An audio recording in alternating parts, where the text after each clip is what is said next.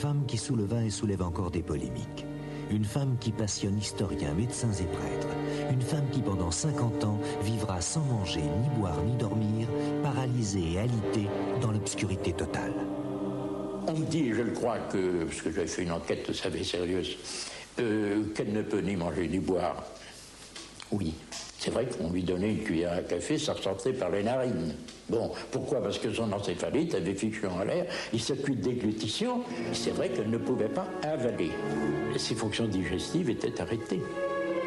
C'est ici, à Châteauneuf-de-Galore, un petit village de la Drôme, qu'est née Marthe Robin en 1902. Elle y aura une enfance heureuse mais difficile, car ses parents sont de modestes cultivateurs et la vie dans les campagnes est rude à cette époque.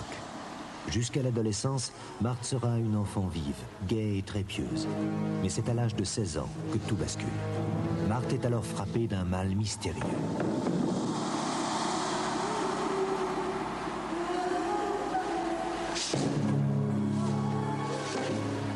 Marthe, je l'ai rencontrée alors que je ne désirais pas la connaître. J'avais entendu parler d'elle, naturellement, mais j'avais une très mauvaise idée sur elle. Je pensais que c'était une sorcière et j'ai toujours détesté les sorcières.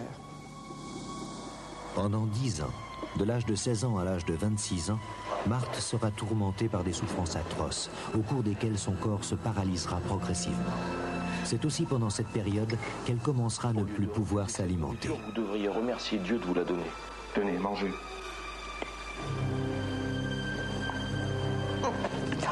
Quelqu'un qui ne boit pas et qui ne mange pas ne peut tenir qu'entre 3 jours et 8 jours en moyenne chez quelqu'un en bonne santé, de la quarantaine, sans problème extérieur. En 1942, d'éminents médecins de Lyon, les professeurs Deschaumes et Ricard, viennent examiner Marthe très en détail. Ils constatent dans leur rapport que Marthe est paralysée, qu'elle est aveugle et que son appareil digestif ne semble pas fonctionner. Ils émettent l'hypothèse qu'elle pourrait souffrir des séquelles de la fièvre typhoïde qui l'avait frappée dans son enfance. Cependant, d'autres médecins n'acceptent pas cette explication. Marthe Robin, elle est tout sauf malade et handicapée.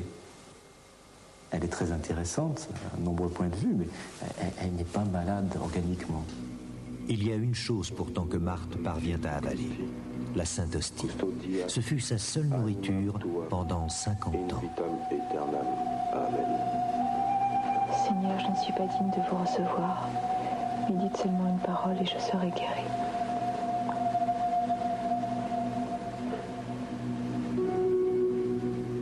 Je ne conseillerais à personne de se contenter d'une hostie par semaine et de 3 gouttes sur les lèvres pour les décoller, dites, au bout de la langue.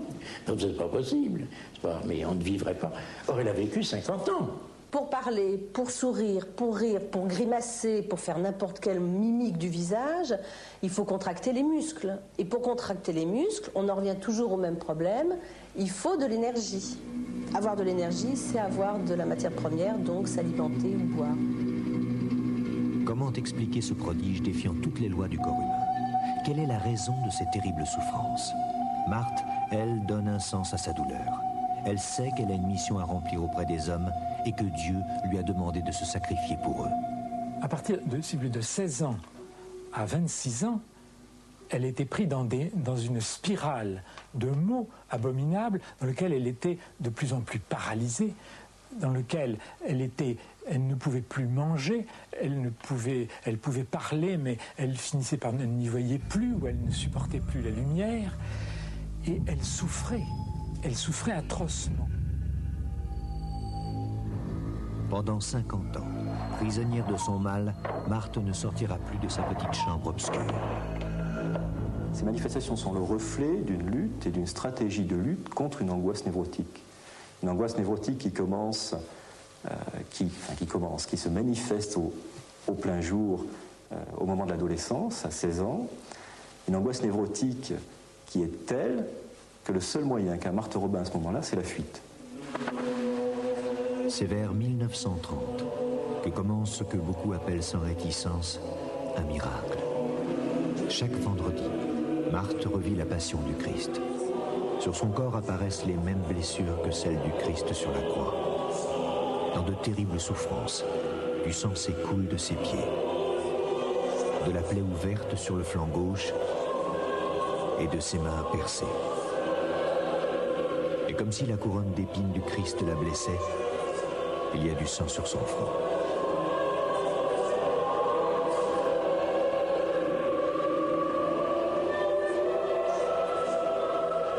C'est ainsi que tous les vendredis, Marthe accepte de souffrir comme le Christ l'a fait, par amour pour les hommes.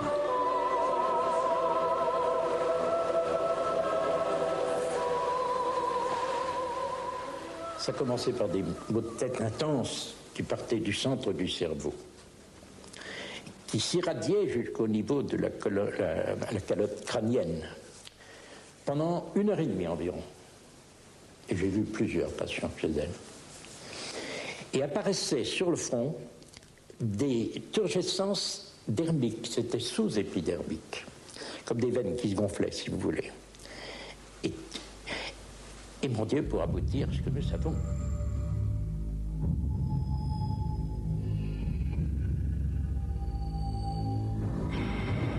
Il y avait d'autres moments terribles dans la vie de Marthe. Des moments où elle semblait lutter contre des forces d'une incroyable violence. Pour elle, ces forces, c'était le diable qui essayait de la posséder. Et chaque semaine, avant de vivre la passion, Marthe se livra à un combat avec le démon.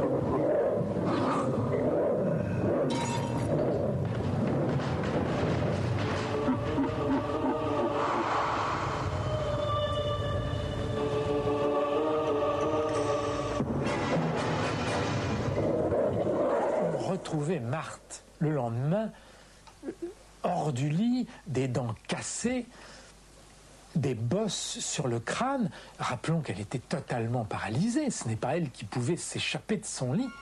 En 1932, un prêtre de Lyon, l'abbé Finet, vient rendre visite à Marthe pour lui apporter un cadeau. Antonio curé, croyez-vous vraiment qu'elle ne mange pas? Elle ne mange rien.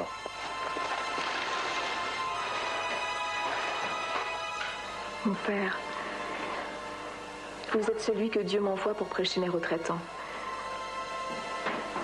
C'est vous qui devez venir à Châteauneuf créer le premier foyer de charité.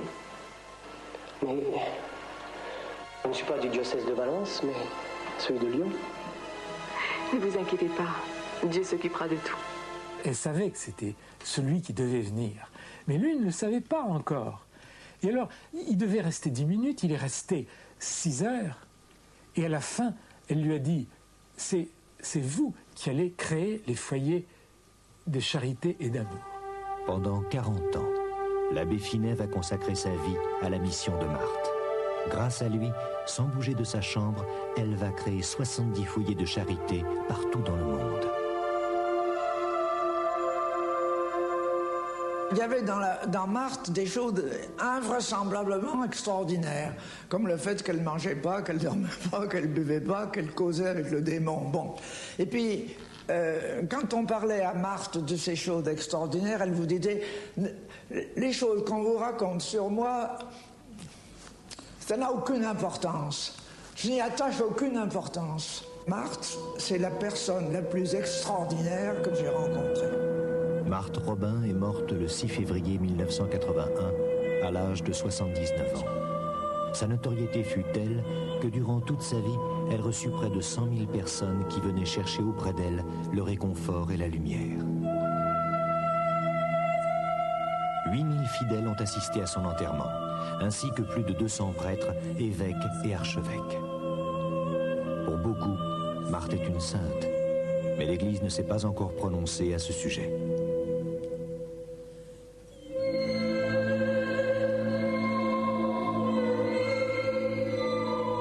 Sa vie reste un prodige dont la science ne peut expliquer le mystère.